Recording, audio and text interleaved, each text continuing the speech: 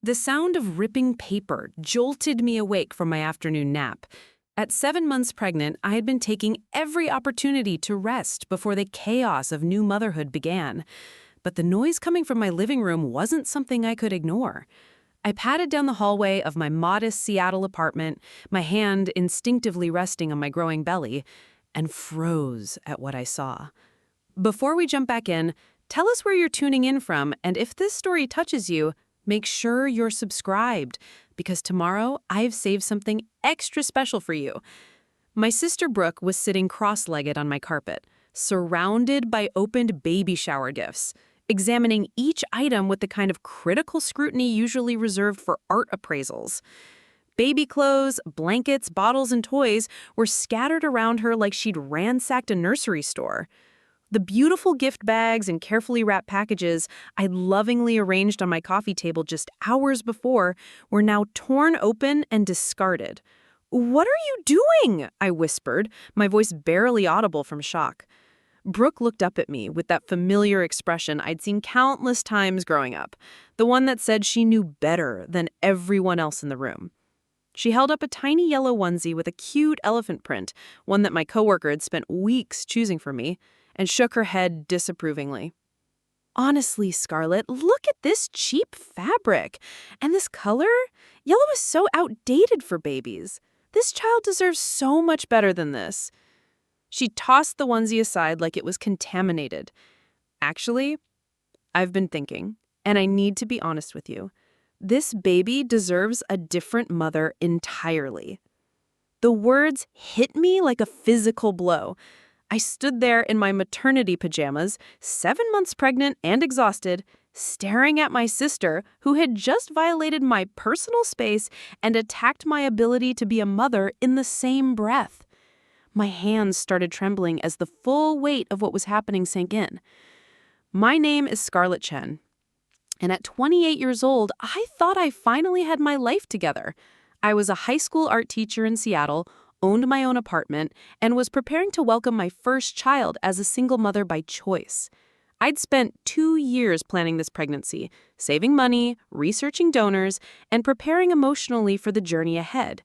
It wasn't the traditional path, but it was mine, and I was proud of the strength it took to pursue motherhood on my own terms. Brooke, my older sister by 3 years, had always been the family golden child. Where I was quiet and thoughtful, she was bold and commanding. Where I chose stability, she chose adventure. She had traveled the world, dated countless men, started and abandoned multiple business ventures, and somehow always landed on her feet. Our parents, immigrants from Taiwan, who'd worked tirelessly to build their restaurant business, had always been mystified by their daughter's different paths, but they'd learned to accept my quieter dreams, even if they didn't always understand them. What they didn't see, what I'd carefully hidden for years, was how Brooke's confidence often came at my expense. Growing up, she'd borrowed my clothes without asking and returned them stained or damaged. She'd invite herself to my friend gatherings and somehow become the center of attention, leaving me feeling invisible in my own social circle.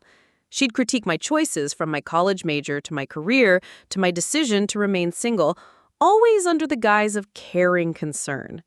But this, standing in my living room surrounded by my destroyed baby shower gifts, was a new low even for her.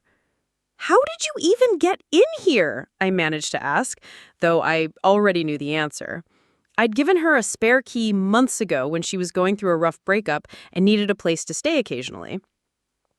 "I was worried about you," she said, continuing to sort through my gifts like she owned them. "I thought you seemed so overwhelmed at dinner last night, and I thought I should check on you." But Scarlett, when I saw these gifts, I realized we need to have a serious conversation about whether you're really ready for this responsibility. Last night's dinner. Our monthly family meal at our parents' restaurant, where Brooke had spent most of the evening regaling everyone with stories from her latest trip to Costa Rica, where she had been working at a yoga retreat for the past 6 months. I'd barely gotten a word in edgewise, which was unusual, but I'd been looking forward to sharing some exciting news about the baby's development and my preparations for maternity leave. Every time I tried to speak, Brooke had somehow redirected the conversation back to herself. When I'd mentioned that the baby was measuring perfectly healthy at my recent ultrasound, she had launched into a story about how the retreat center was teaching her about holistic pregnancy practices that most Western doctors didn't understand. When I'd shown everyone the nursery photos on my phone, she interrupted to talk about how she was considering having children herself someday, maybe with the yoga instructor she had been dating in Costa Rica. I'd left dinner feeling deflated, but told myself it was just pregnancy hormones making me more sensitive than usual. I should have known Brooke would find a way to make my baby shower about herself, too. "You had no right to open these," I said, my voice getting stronger as my initial shock wore off and anger took its place. "These were gifts for me and my baby, from people who care about us." Brooke stood up, brushing wrapping paper off her designer jeans.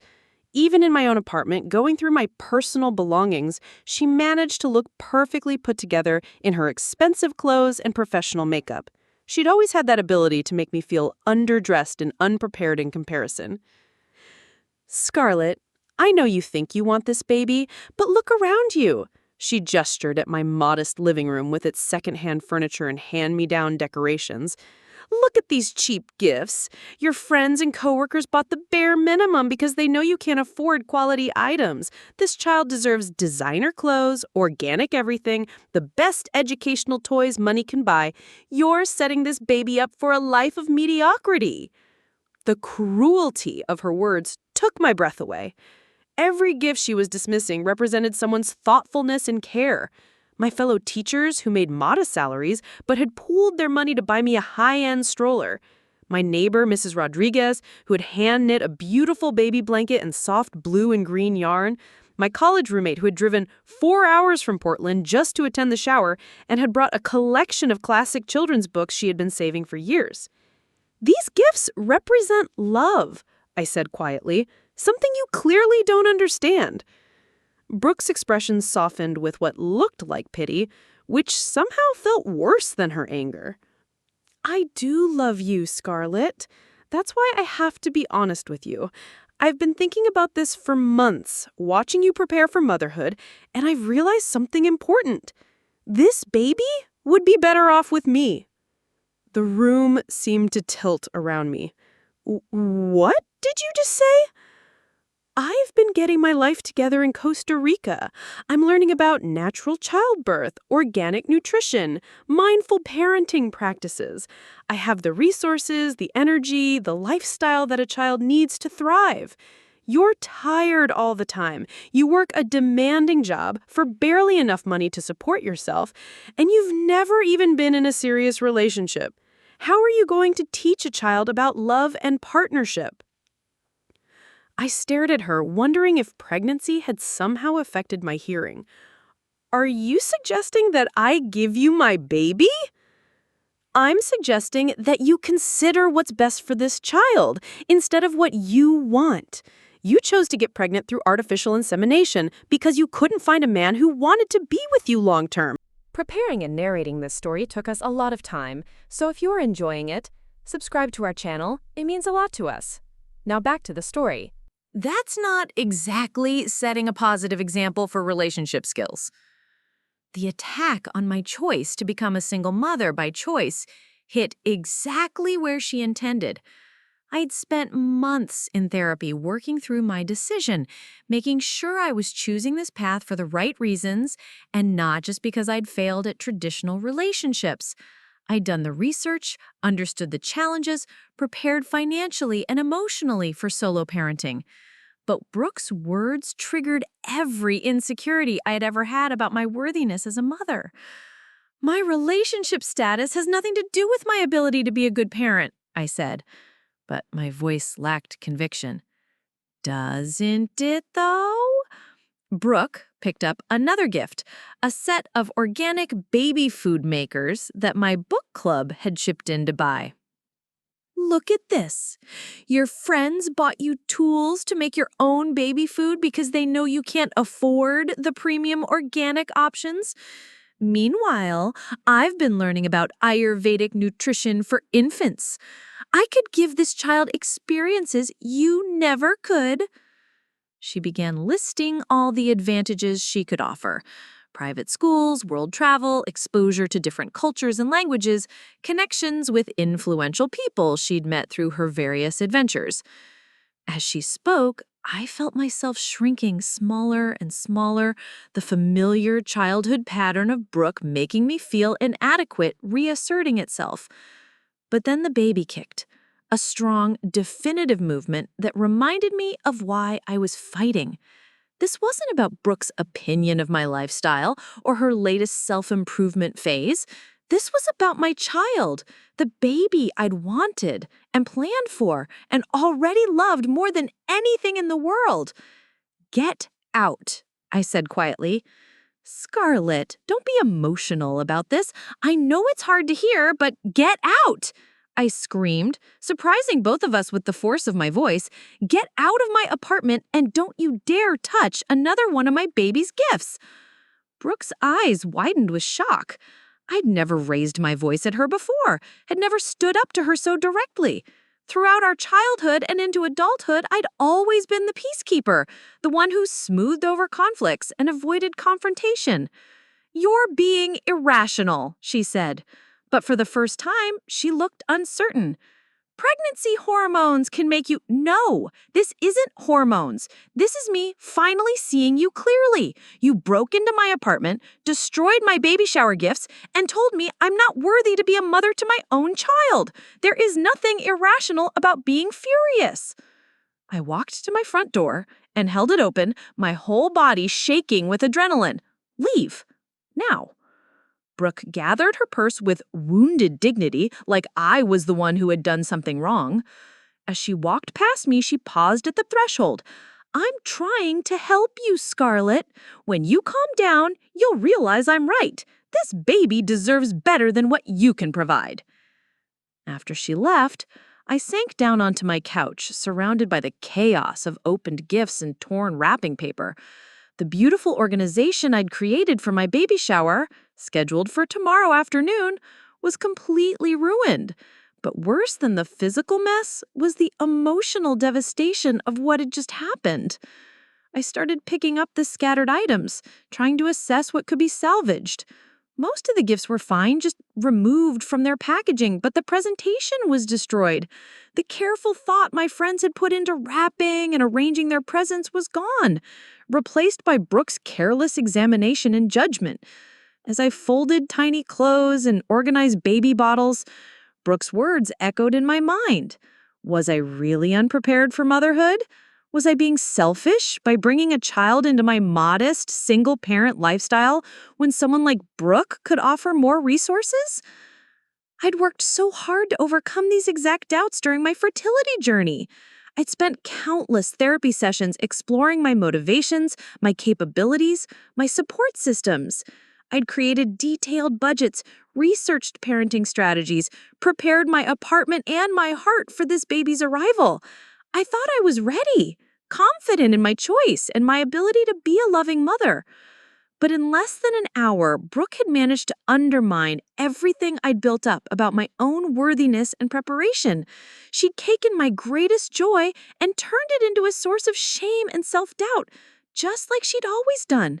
But this time the stakes felt infinitely higher. My phone buzzed with a text message. It was from my friend Jessica, one of my fellow teachers who'd helped organize the baby shower. "Hey, Mama! Just wanted to check that everything's still good for tomorrow. I have all the decorations in my car, and I'm so excited to celebrate you and baby Chen. You're going to be the most amazing mom." I stared at the message, tears blurring my vision. Jessica's unwavering faith in my abilities stood in contrast to Brooke's devastating critique. But which perspective was more accurate? Was Jessica being kind, or was Brooke being honest? I spent the rest of the afternoon trying to restore some order to my living room and my emotional state. I rewrapped what gifts I could, arranged others artfully on tables, and tried to recreate the magical atmosphere I'd planned for tomorrow's celebration.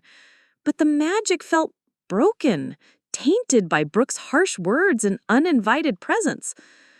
That evening, I called my best friend Maya, who lived across the country in New York but had been my closest confidant throughout my fertility journey. She said, "What? Maya's voice rose to a pitch I'd rarely heard from her. I repeated the conversation, including Brooke's suggestion that she should raise my baby instead of me. Scarlett, please tell me you're not actually considering her opinion on any of this. I don't know, I admitted. What if she's right? What if I am being selfish? What if this baby would have a better life with someone who has more resources? Stop right there, Maya said firmly. First of all, Brooke doesn't get to decide what's best for your child. Second, wealth and travel don't automatically make someone a better parent. And third, have you forgotten that this is the same woman who abandoned her last 3 relationships when things got slightly challenging? The same woman who's never held down a job for 18 months at a time? The same woman who borrowed $5,000 from you 2 years ago and has never mentioned paying it back? I had forgotten about the loan, actually. Brooke had been between jobs and needed money to cover her security deposit and first month's rent on a new apartment. She had promised to pay me back within 6 months, but then she'd gotten involved with the yoga retreat in Costa Rica and the subject never came up. But Maya, what if she's right about my resources? What if I can't provide enough? Enough what? Enough love? Enough attention? Enough stability? Scarlett, you've been preparing for this baby for 2 years. You have a stable job, a safe home, health insurance, a support network of people who genuinely care about you. You've taken parenting classes, read every book on child development, and created detailed plans for everything from childcare to college savings. What exactly does Brooke think you're missing? Designer baby clothes, apparently. Private schools. World travel. Maya was quiet for a moment. Scarlett, I grew up with all of those things. Private schools, expensive clothes, trips to Europe every summer. You know what I didn't have? Parents who were present and engaged. My mom was too busy with her social obligations to attend my school plays, and my dad was too focused on making money to notice when I was struggling with depression in high school. All the resources in the world don't matter if the love and attention aren't there. But what if I can't do it alone? What if single motherhood is too hard? It will be hard, Maya said honestly. But you're not alone. You have friends, family members who actually support you, teachers' union benefits, a community that cares about you and your baby, and more importantly, you have something Brooke has never demonstrated in her entire adult life, the ability to put someone else's needs before your own. After we hung up, I felt slightly more centered, but Brooke's words continued to haunt me. I'd spent so much time preparing for the practical aspects of motherhood that I hadn't adequately prepared for people questioning my right to be a mother at all. I looked around my small but carefully prepared nursery with its secondhand crib that I'd painted and decorated myself, the bookshelf filled with children's literature I'd been collecting for months, the rocking chair where I planned to feed and comfort my baby. It wasn't luxurious, but it was filled with love and intention. My phone rang again. This time it was my mother. Scarlett, sweetheart, Brooke just called me. She's very worried about you. My heart sank. Of course, Brooke had already started working on our parents, spinning the situation to make herself look concerned and me look unstable. What'd she tell you, Mom? She said you had some kind of breakdown today, that you screamed at her and threw her out of your apartment. She's worried that the pregnancy stress is affecting your mental health. I closed my eyes, recognizing Brooke's manipulation tactics. She'd completely omitted her role in opening my gifts without permission and suggesting that she should raise my baby, instead framing my justified anger as an irrational outburst. Mom, that's not what happened. Brooke came into my apartment without permission and opened all my baby shower gifts. Then she told me that the baby would be better off with her as a mother. There was a long pause. She opened your shower gifts? Without asking? Yes! She went through everything, criticized the quality, and then told me I wasn't fit to be a mother. Oh, Scarlett. My mother's voice softened. That doesn't sound like concern. That sounds like something else entirely. I don't know what to do, Mom. The shower is tomorrow and everything is ruined. More than that, she's made me doubt everything about my decision to have this baby. Honey, you listen to me. I watched you make this decision over 2 years. I saw you research and plan and prepare in ways that impressed even me. You have wanted this baby with your whole heart, and you have done everything possible to prepare for parenthood. Don't let anyone, not even your sister, make you question that. But what if she's right? What if the baby would have better opportunities with her? Opportunities for what? To be raised by someone who changes direction every few months? To grow up thinking love is conditional on performance? Scarlett, you've been consistent and reliable your entire life. You've built a stable career, maintained long-term friendships, created a home filled with warmth and books and creativity. Those are exactly the qualities a child needs. After my mother and I finished talking, I felt more grounded, but also more determined to understand what was really happening. Brooke's behavior today wasn't just sisterly concern taken too far. It was something more calculated and disturbing. I pulled out my laptop and opened a document where I'd been keeping notes about baby preparations. But instead of adding to my to-do list, I found myself creating a new document. I titled it Brooke's Pattern, and began writing down every instance I could remember of her undermining my confidence or inserting herself into my important moments. The list grew longer than I'd expected. My high school graduation, where she'd announced her engagement during the family celebration dinner. My college acceptance letters, which she'd opened and read before I got home from school. My first teaching job interview where she'd called me the night before to express her concerns about whether I was really cut out for working with children. Looking at the pattern laid out in black and white, I realized that Brooke's behavior today wasn't just an aberration, it was an escalation of a lifelong pattern of making my achievements about her own superiority. But this time was different. This time she wasn't just undermining my confidence in a job or a relationship, she was attacking my fitness as a mother to my own child. And for the first time in my life, I felt ready to fight back. I spent the evening researching everything I could about my legal rights as an expectant mother. What I found both reassured and alarmed me. While Brooke had no legal standing to claim my child, her behavior today could potentially be documented as harassment if it continued. More concerning, if she genuinely believed I was unfit for motherhood, she might try to involve Child Protective Services after the baby was born. The thought terrified me, but it also clarified something important. I needed to protect myself and my baby, not just from Brooke's emotional manipulation, but from any potential legal challenges she might create. I called my friend David, who was a family law attorney, and left a message asking if we could talk soon about documenting harassment and protecting parental rights. Then I did something I'd never done before in my relationship with Brooke. I started gathering evidence. I took photos of my destroyed baby shower setup, with opened gifts scattered everywhere and wrapping paper torn carelessly and left on the floor.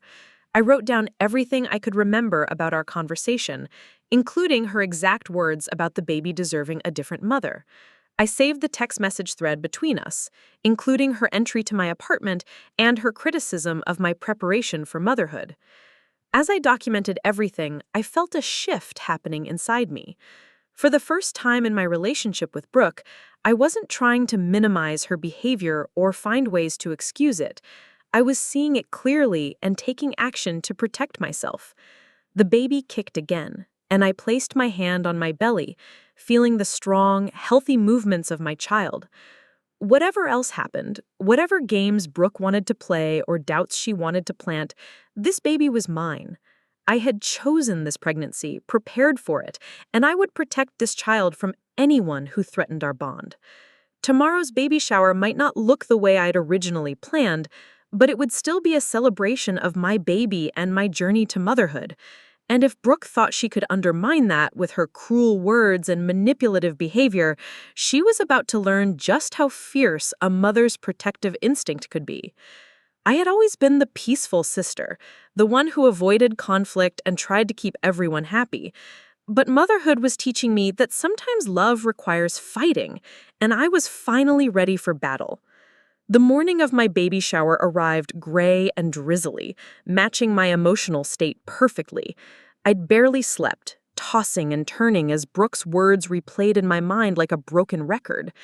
Every time I'd started to drift off, I'd hear her voice declaring that my baby deserved a different mother, and my heart would start racing again. I stood in my kitchen at 6 a.m., staring at the coffee maker, but knowing I couldn't have caffeine. Instead, I made myself a cup of herbal tea and tried to summon the energy to face what should have been one of the happiest days of my pregnancy. My friends would be arriving in 6 hours to celebrate my upcoming motherhood, and I felt like a fraud. My phone buzzed with a text from Jessica. "Morning, sunshine. Final head count is 22 people. I'm picking up the cake at 10 and then heading over to start decorating. This is going to be magical." 22 people who believed in me enough to spend their Saturday celebrating my baby. 22 people who had chosen gifts with care and love, gifts that Brooke had dismissed as inadequate. I thought about Jessica's enthusiasm, about Mrs. Rodriguez knitting that beautiful blanket by hand, about my book club pooling their money for the expensive baby food makers. These weren't people settling for cheap options because they didn't think I deserved better. These were people who had chosen their gifts thoughtfully, within their means, because they cared about me and my baby. I walked back to my living room, where I'd spent the previous evening trying to restore some order. The gifts were arranged as nicely as I could manage, but the magic of anticipation was gone. Instead of beautifully wrapped surprises waiting to be opened, everything felt like evidence, in Brooke's case, against my fitness as a mother. But as I looked more closely at each item, I started to see them differently. The hand-knitted blanket wasn't cheap. It was priceless because of the hours of love Mrs. Rodriguez stitched into every row. The books from my college roommate weren't inadequate. They were classics that had shaped her own childhood and that she wanted to share with my baby. The organic baby food makers weren't a sign that I couldn't afford premium food. They were a gift that would allow me to ensure my child ate the healthiest possible meals, made with my own hands. For the first time since yesterday's confrontation, I felt a spark of the excitement I'd lost. These gifts represented something Brooke would never understand. A community of people who supported me not because of what I could provide materially, but because of who I was as a person. They believed I would be a good mother, not despite my circumstances, but because of the qualities they'd observed in me over years of friendship. I was pulling myself together emotionally when my phone rang. The caller ID showed Brooke's number, and my stomach clenched. I almost declined the call, but something told me I needed to hear what she had to say. "Good morning, Scarlett. I hope you slept well and had time to think about our conversation yesterday." Her tone was sickeningly sweet, the voice she used when she was about to ask for something or deliver unwelcome news while pretending to be concerned. "What do you want, Brooke?" "I want to apologize for yesterday. I realize I came on a little strong, and I should have been more sensitive about your emotional state. Pregnancy hormones can make everything feel so much more intense than it really is." I recognized the manipulation immediately. She wasn't apologizing for violating my privacy or questioning my fitness as a mother. She was apologizing for my reaction while attributing it to hormones, effectively dismissing my legitimate anger as an overreaction. "You broke into my apartment and opened my baby shower gifts without permission," I said flatly. "Then you told me my baby would be better off with you as a mother. There were no hormones involved in my response to that. There was just appropriate anger at completely inappropriate behavior. I understand why you're upset, and I take full responsibility for not handling the situation more delicately. But Scarlett, I hope you can see that everything I said came from a place of love. I've been thinking about this all night, and I have a proposal that might work for everyone." Here it comes, I thought, the real reason for her call. I've been doing some research about co-parenting arrangements, and I think there might be a solution that gives your baby the best of both worlds. What if we raise this child together? You could still be the biological mother, but I could provide the resources, the experiences, the opportunities that you might not be able to offer on your own. I sat down heavily on my couch, stunned by the audacity of her suggestion. She wanted to co-parent my baby. She wanted to insert herself into my child's life as an equal decision maker, provider, and influence. Brooke, this is my baby. Mine. I don't need a co-parent, and I certainly don't need you to rescue my child from my inadequate parenting. Think about it practically, Scarlett. You're going to be exhausted trying to work full-time and raise a baby alone. I have the flexibility, the energy, the resources to help. I could take the baby on educational trips, provide cultural experiences, ensure access to the best schools.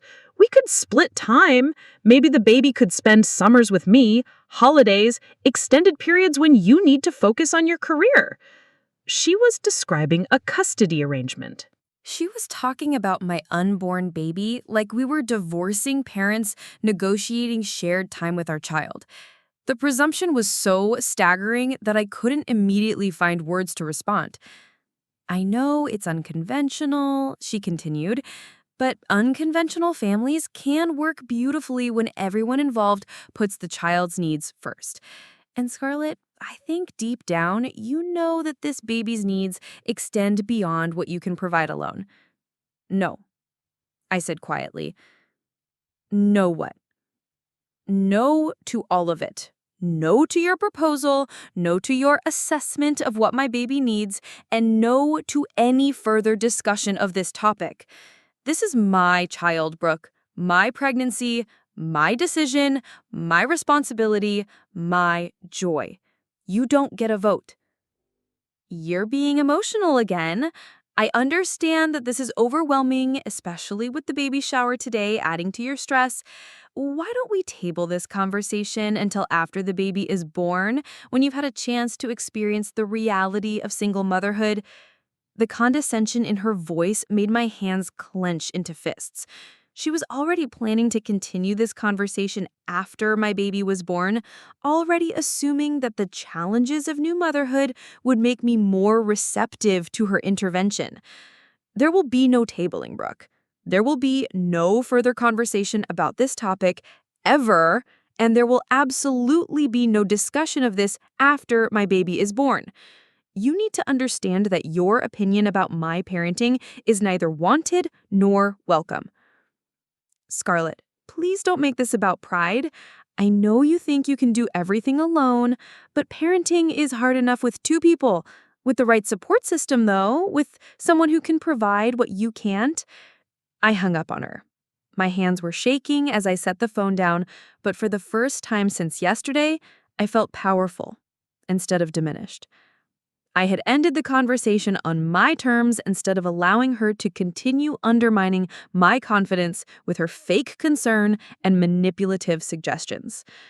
But I also knew this wasn't over. Brooke had made it clear that she viewed my baby as partially hers to influence and guide. She'd also made it clear that she intended to revisit this topic when I was more vulnerable, in those exhausting early weeks of new motherhood when my defenses might be lower. I needed a plan that went beyond just refusing her offers. I needed to protect myself and my baby from future interference. And I was beginning to realize that might require more drastic action than I'd ever imagined taking against my own sister. My phone buzzed with a text from an unknown number. Hi, Scarlett.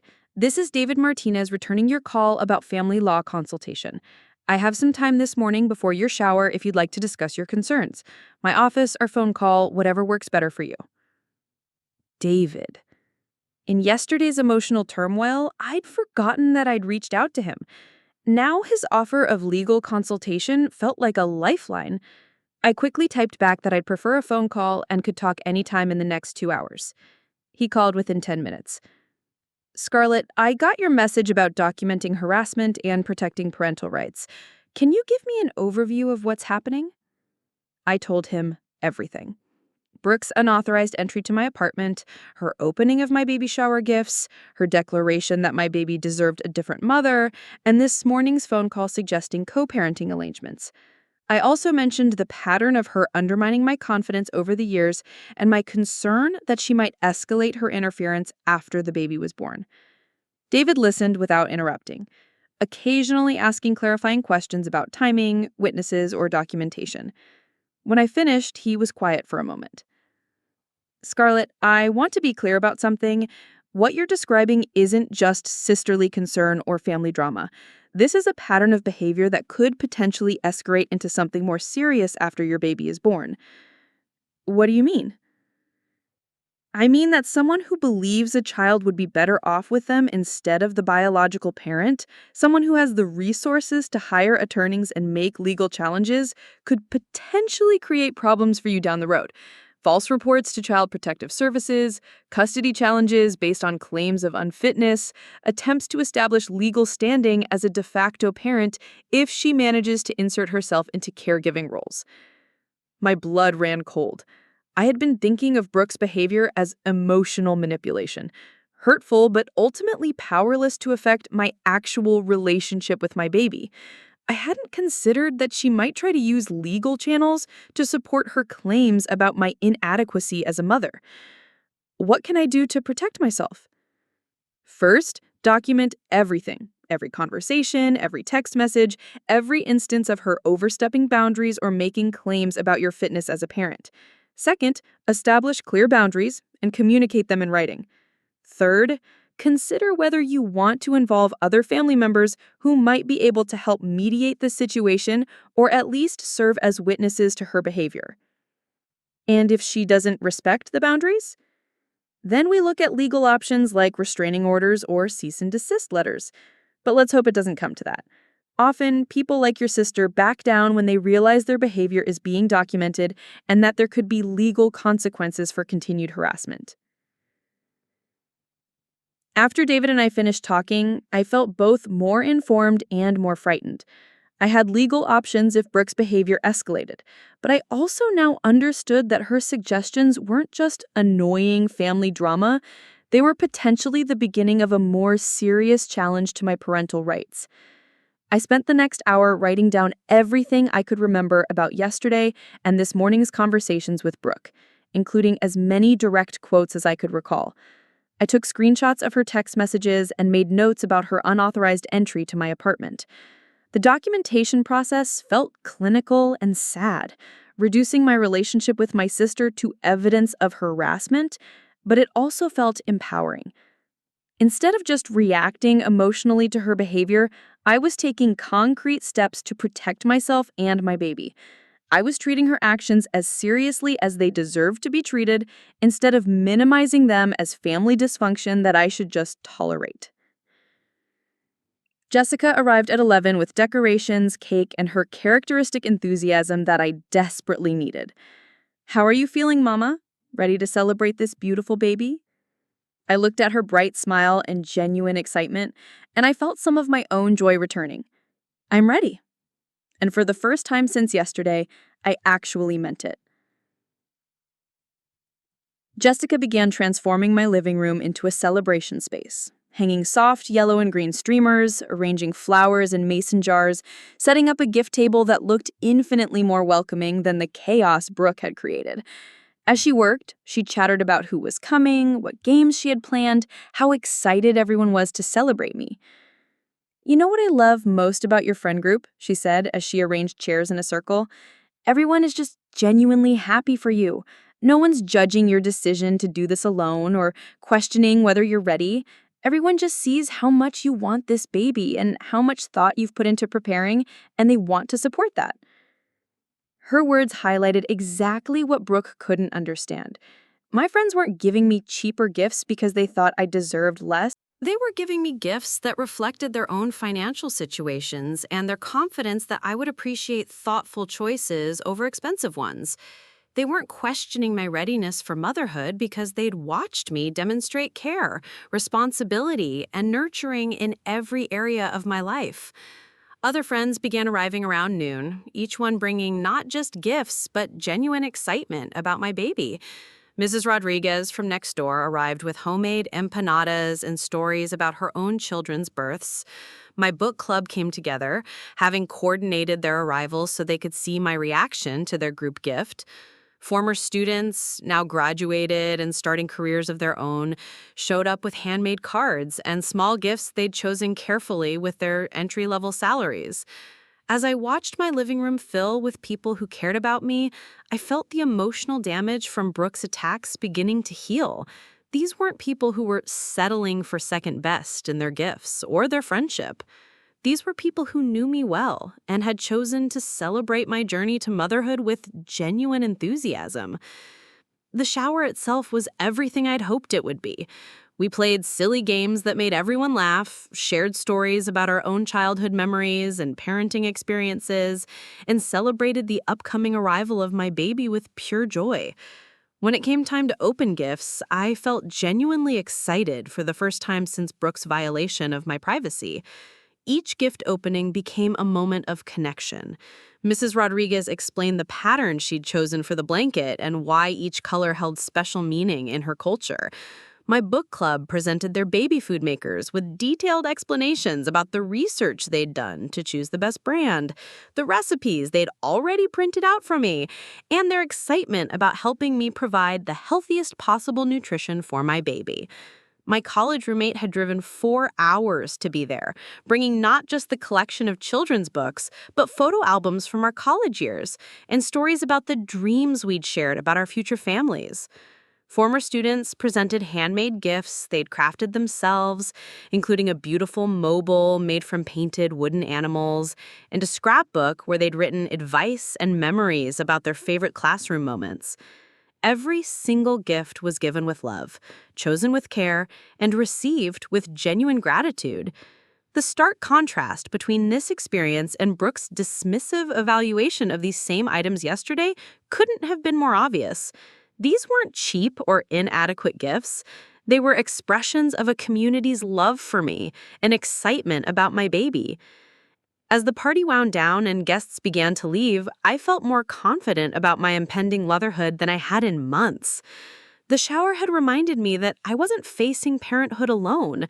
I had a network of people who believed in me, who were excited to watch me become a mother, and who would be there to support me through the challenges ahead. But as I was saying goodbye to the last guests, I saw Brooke's car pull up outside my apartment building. My heart sank as I watched her get out of her vehicle carrying what appeared to be a large gift bag and walking toward my front door with purpose. Jessica noticed my sudden tension. "Everything okay?"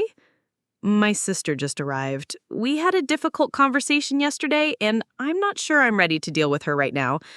Do you want me to stay? I can help clean up and provide moral support if you need it."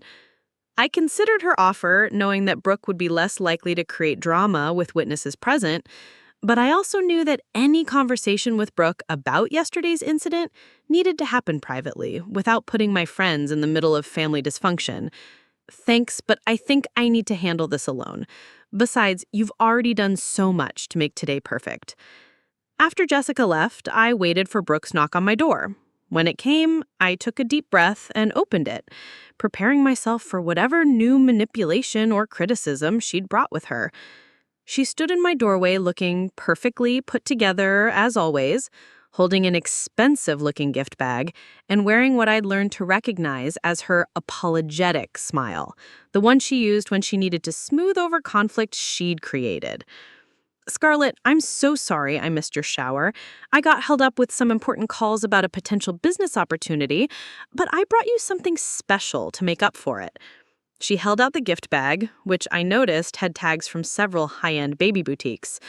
Without waiting for an invitation, she stepped into my apartment and began looking around at the decorations and remaining gifts. "Oh, this is lovely. Your friends did such a nice job with the decorations, and look at all these sweet gifts." Her tone was warm and approving, but I could hear the subtext of condescension, the implication that she was surprised by the adequacy of what my friends had provided. "What do you want, Brooke?" "I want to give you your gift and apologize properly for yesterday. I've been thinking about our conversation this morning, and I realize I didn't handle things well. I came on too strong with my suggestions about co-parenting, and I can see how that would feel overwhelming." She set the gift bag on my coffee table and gestured for me to open it. Against my better judgment, I was curious about what she'd brought, especially since it was clearly expensive and carefully chosen. Inside the bag was a collection of items that could have been featured in a luxury baby magazine.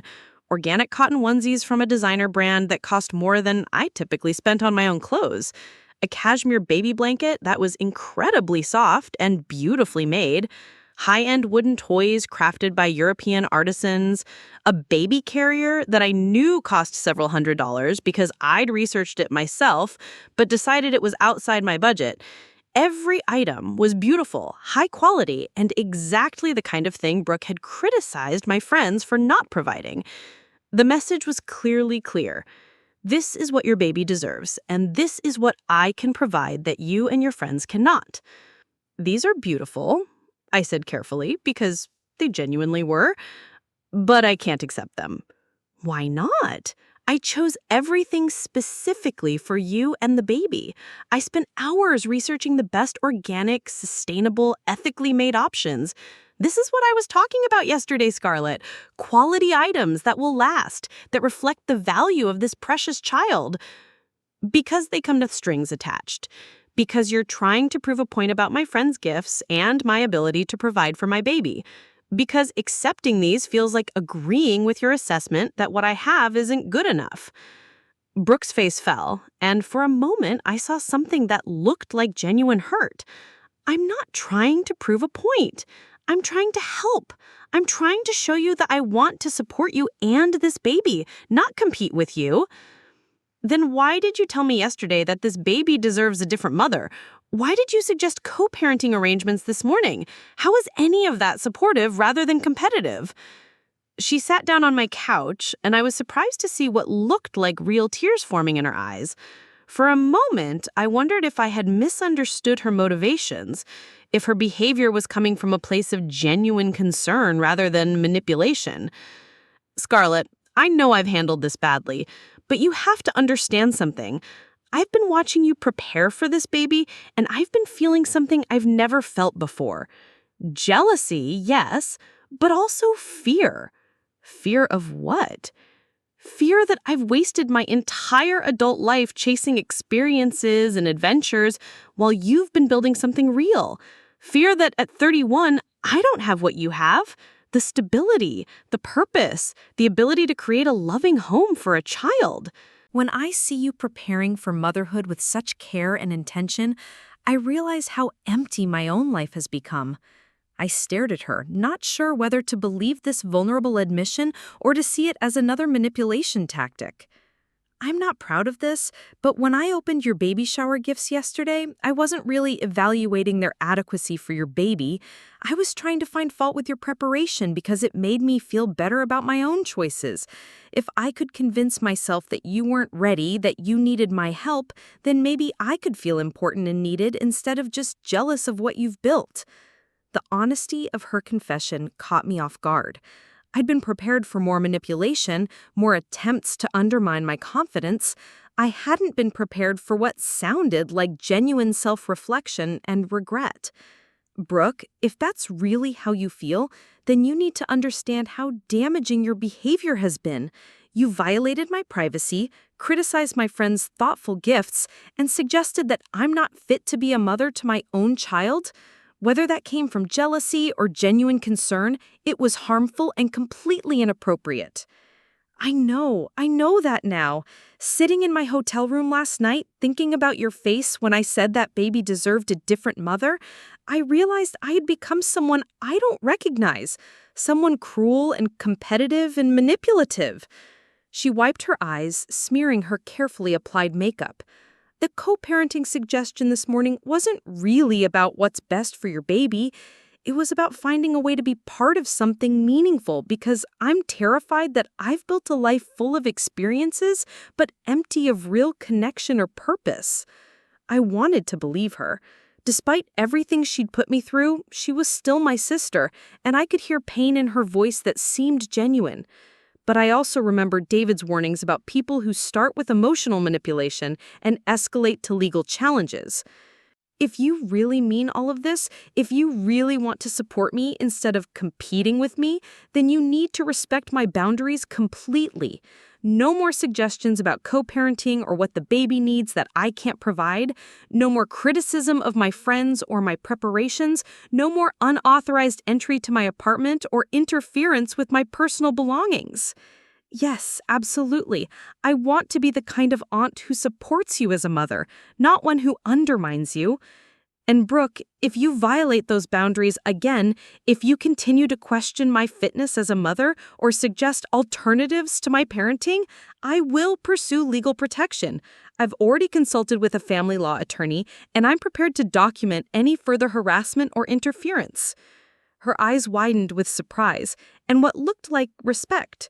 You talked to a lawyer? I did. Because what you did yesterday and suggested this morning wasn't just hurtful family drama, it was the kind of behavior that could escalate into legal challenges to my parental rights, and I won't allow that to happen. She nodded slowly. I understand. And Scarlett, I'm glad you're protecting yourself and the baby. That's exactly what a good mother does. For the first time since yesterday, Brooke's words felt genuinely supportive instead of manipulative. But I also knew that real change would be demonstrated through actions over time, not through a single conversation full of apologies and promises. I appreciate your apology, and I hope you mean everything you've said, but trust is earned through consistent behavior, not rebuilt through words alone. I understand, and I want to earn that trust back. I want to be someone you're happy to have in your baby's life. After Brooke left, I sat surrounded by the remnants of my baby shower, processing everything that had happened over the past 2 days. The beautiful gifts from my friends reminded me of my community's love and support.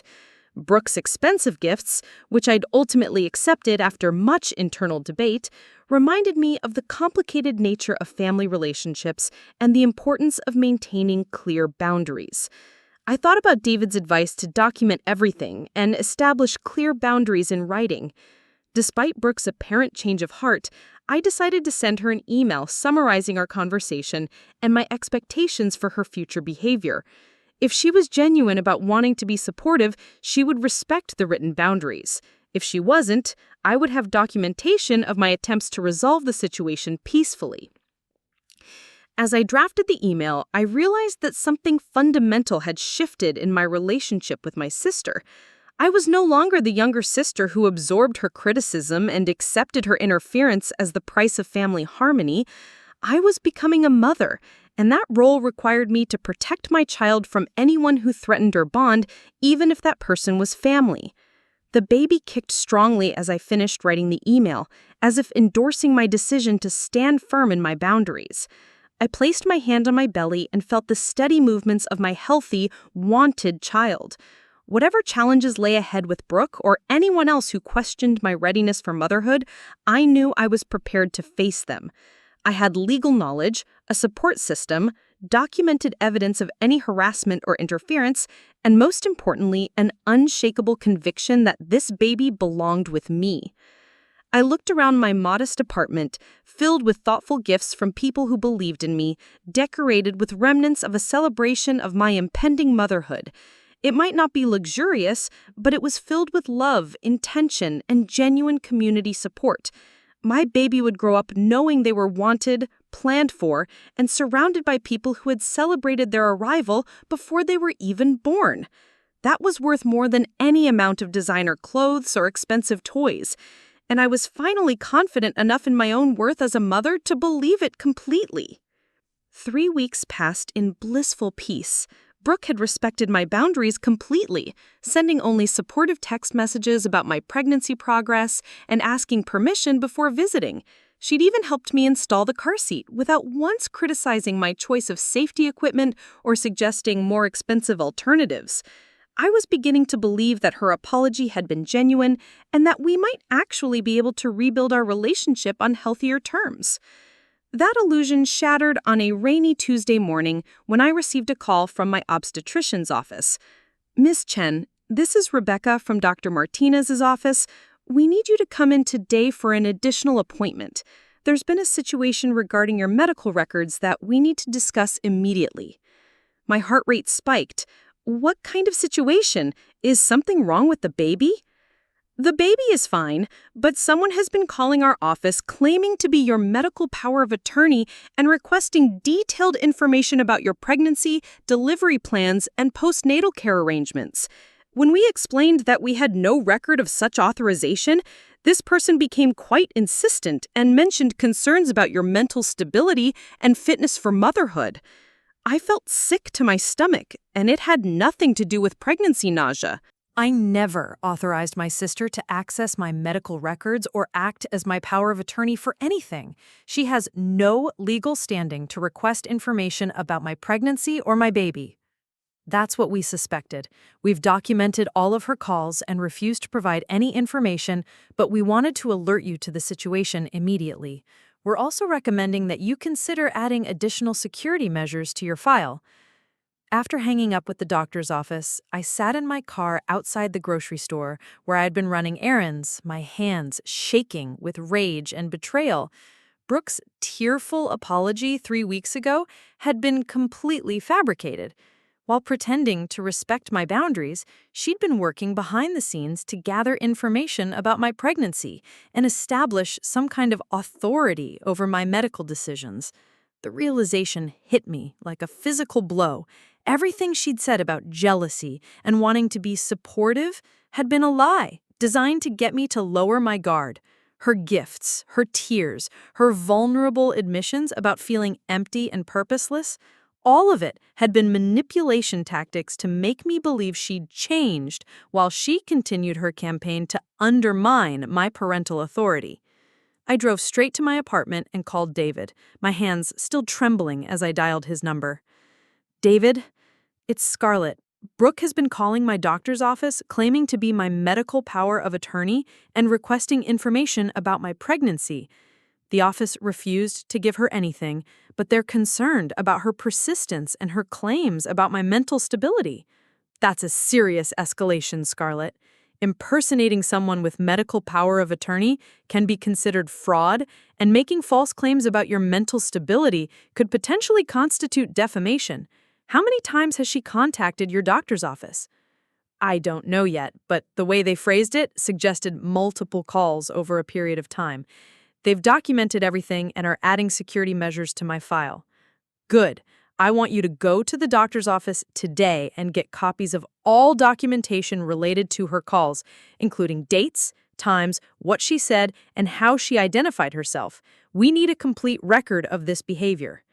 David, I'm scared. If she's willing to lie to medical professionals about having authority over my pregnancy decisions, what else might she try? What if she calls Child Protective Services after the baby is born with false reports about my fitness as a mother? That's exactly why we need to document everything now and establish a clear pattern of harassment.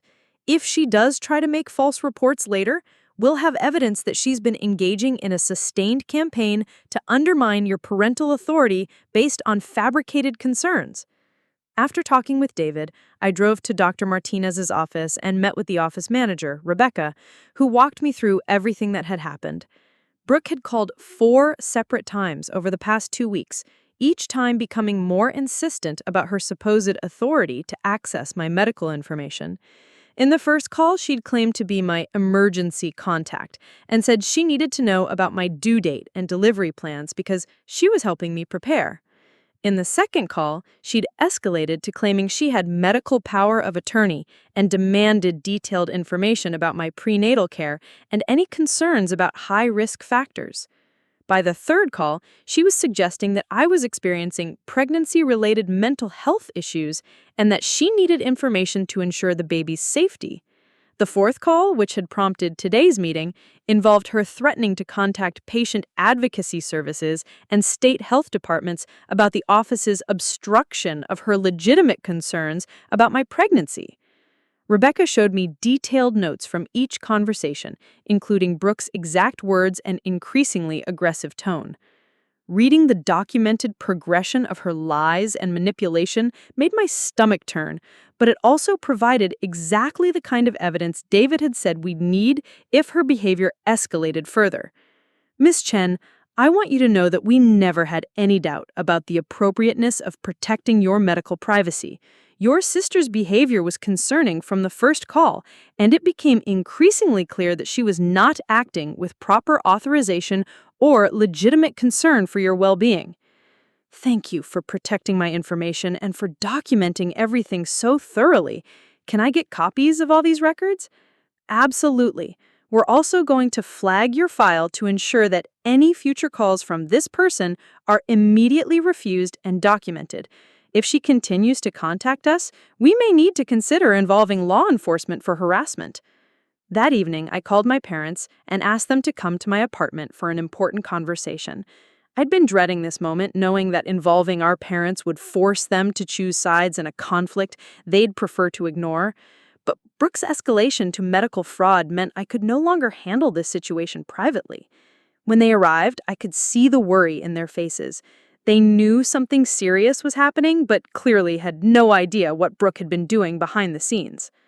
"Mom, Dad, I need to tell you about something Brooke has been doing, and I need your help to make sure it stops before it gets worse." I explained everything, starting with Brooke's unauthorized entry to my apartment and violation of my baby shower gifts, through her suggestions about co-parenting and her fake tearful apology, up to this week's discovery that she'd been lying to my medical team about having authority over my pregnancy decisions. My father's face grew increasingly grim as I spoke, while my mother looked like she was going to be sick. When I finished, they sat in stunned silence for several moments. "She's been calling your doctor, pretending to have medical authority over your pregnancy?" my mother finally asked, her voice barely above a whisper. "4 times in 2 weeks. She told them I was mentally unstable and that she needed information to protect the baby's safety.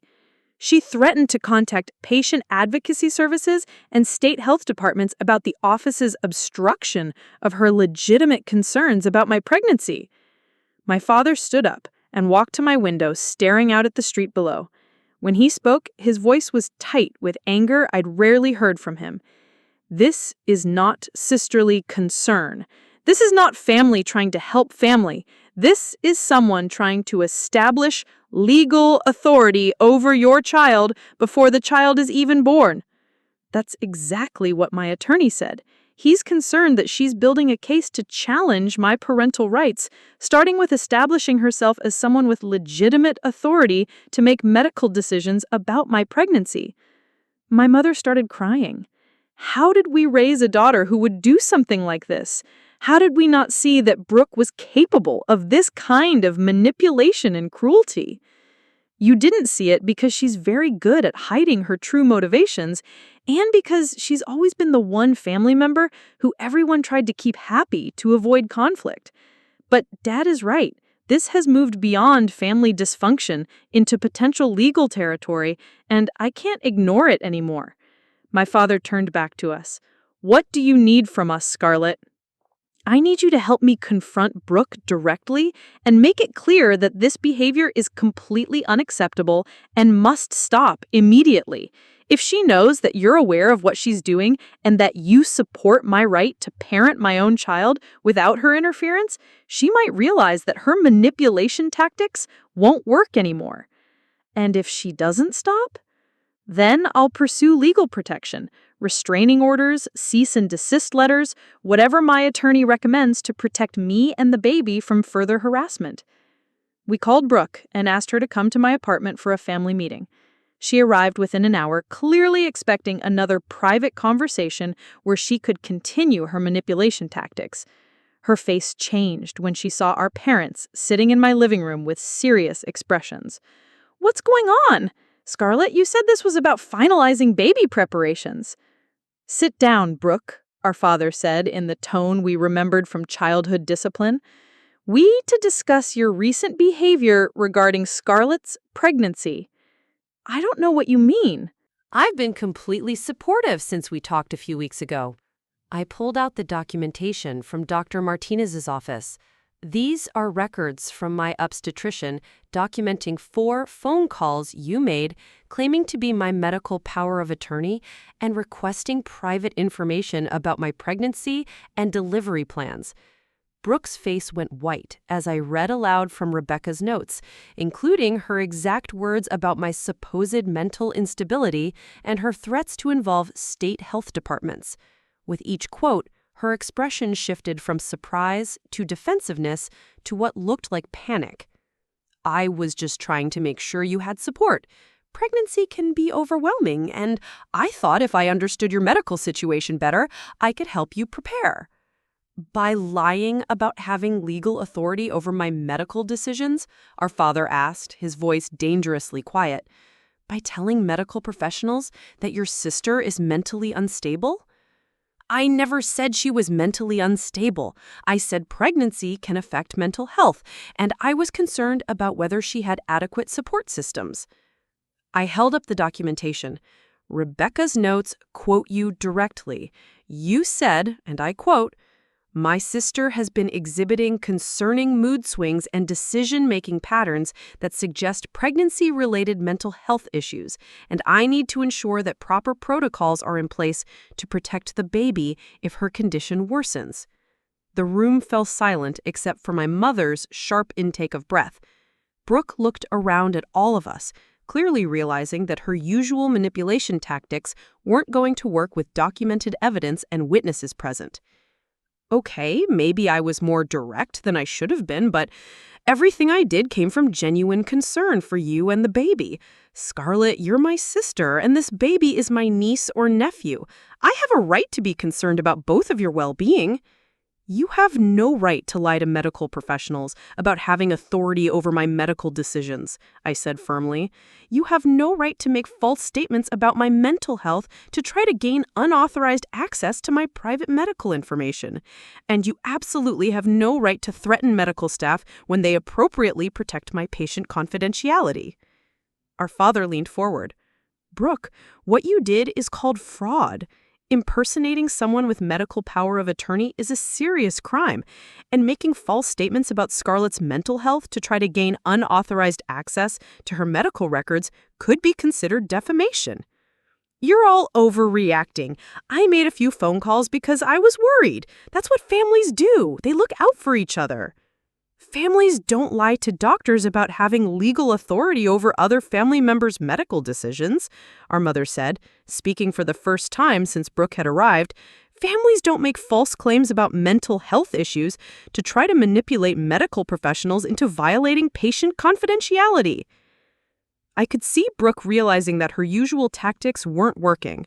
Our parents weren't buying her explanation, and she couldn't dismiss the documented evidence of her behavior as misunderstandings or overreactions. What do you want from me? She asked, her tone shifting to the martyred victim voice I remembered from childhood. I want you to understand that what you did was completely unacceptable and that it must never happen again. I want you to understand that I have legal counsel and that any future attempts to interfere with my parental authority, access my private information without authorization, or make false statements about my fitness as a mother will result in legal action. I also want you to understand that Mom and Dad are aware of your behavior and do not support it, so any future attempts to manipulate them into supporting your interference in my parenting decisions will fail. Our father nodded grimly. Brooke, your mother and I have watched you manipulate family situations for years, and we've allowed it because we didn't want family conflict. But this crosses a line we cannot and will not tolerate. Scarlett has every right to raise her child without your interference, and we will support her in protecting that right. You're all ganging up on me for trying to care about my family, Brooke said, but her voice lacked its usual conviction. We're confronting you for lying, manipulating, and potentially breaking the law in your attempts to control your sister's pregnancy and parenting decisions, our mother said. There's a difference between caring and controlling, and what you've been doing is clearly the latter. I handed Brooke a letter that David had helped me prepare. This is a formal notice that any future contact with my medical providers, attempts to gain unauthorized access to my personal information, or false statements about my fitness as a mother will be considered harassment and will result in legal action. I'm also requiring that any future contact with me be in writing and limited to genuine family communication. Brooke read the letter, her face cycling through anger, disbelief, and what looked like genuine fear as she realized the seriousness of the legal language. You're really going to threaten me with lawyers over family concern? I'm going to protect myself and my baby from someone who has demonstrated a pattern of manipulation, boundary violation, and fraudulent behavior disguised as family concern.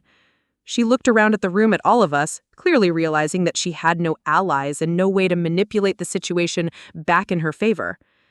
Fine. If this is how you want our relationship to be, with lawyers and formal letters and accusations of fraud, then I guess I know where I stand in this family. You stand exactly where your behavior has placed you, our father said. If you want a different relationship with your sister and your future niece or nephew, then you need to demonstrate different behavior consistently over time. After Brooke left, my parents and I sat in exhausted silence for several minutes. The confrontation had been necessary, but emotionally draining for all of us. "I'm proud of you for standing up to her," my mother finally said. "I'm also ashamed that it took something this serious for your father and me to see clearly what she's been doing to you over the years. You couldn't have known it would escalate to this level, but thank you for supporting me when it mattered most." Over the next month, as I entered my final weeks of pregnancy, Brooke respected the boundaries we'd established. She sent only appropriate text messages about my health and the baby's progress, and she made no attempts to contact my medical team or interfere with my pregnancy care. But more importantly, I felt a fundamental shift in my own confidence and authority. Standing up to Brooke, involving legal counsel, and requiring our parents to see the truth about her behavior had transformed me from someone who absorbed manipulation to someone who actively protected herself and her child from it. When my daughter Emma was born on a sunny Thursday morning in March, surrounded by friends who genuinely supported me, and parents who had finally learned to set appropriate boundaries with Brooke, I felt the complete joy that I'd worried her interference might steal from me. Brooke sent a beautiful flower arrangement to the hospital with a card that read simply, "Congratulations on your beautiful daughter. I'm honored to be her aunt, and I look forward to supporting you both appropriately." No attempts to visit without permission, no suggestions about what Emma needed that I couldn't provide, no criticism of my choices as a new mother. 3 months later, as I was settling into the rhythms of motherhood with Emma thriving and happy, I received a text from Brooke asking if she could visit and meet her niece. Instead of the anxiety such requests used to trigger, I felt calm confidence in my ability to manage the relationship on my terms. When she came to meet Emma, she brought a single, thoughtful gift, a children's book about aunts and nieces that focused on respect and healthy boundaries. She held Emma gently, praised my obvious competence as a mother, and left after an appropriate amount of time without making any suggestions about what Emma needed or what I should be doing differently. As I watched her interact appropriately with my daughter, I realized that our confrontation hadn't destroyed our relationship. It had finally created the possibility for a healthy one based on mutual respect rather than manipulation and control. Emma kicked her tiny legs and smiled at her Aunt Brooke, blissfully unaware of the battles that had been fought to protect her right to have a mother who was confident, supported, and free from any interference from Brooke. She would grow up knowing she was wanted, planned for, and fiercely protected by a mother who had learned to fight for what mattered most. Sometimes the greatest gift you can give a child isn't expensive toys or luxury experiences. Sometimes it's the gift of a parent who has learned to establish healthy boundaries, demand appropriate respect, and refuse to allow anyone to undermine the family you have worked so hard to create.